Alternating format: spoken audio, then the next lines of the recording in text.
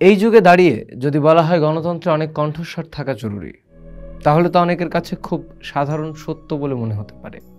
কিন্তু ইতিহাসবিদ ইউভাল নোয়া হারারি আমাদের এই সাধারণ সত্যটার মধ্যেই লুকানো গভীর বিপদের দিকটা দেখান।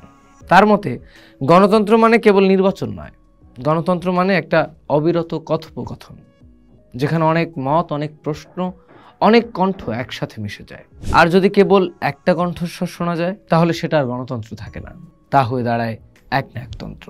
হারারি বলছেন, একটি রাষ্ট্রের নিরাপত্তা শুধু বাহিনীর শক্তিতে নয়, বরং তার স্বসংশোধনের ক্ষমতার উপর নির্ভর করে।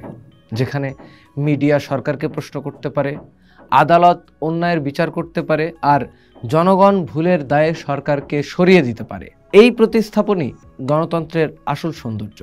কিন্তু বিপদ শুরু হয় তখন যখন কেউ একবার ক্ষমতায় গিয়ে তার ফেরত দিতে চায় না। হারারি বলছেন, এমন সময় তারা মিডিয়াকে নিয়ন্ত্রণ করে, নির্বাচন বিকৃত করে, আদালত নিস্তব্ধ করে ফেলে।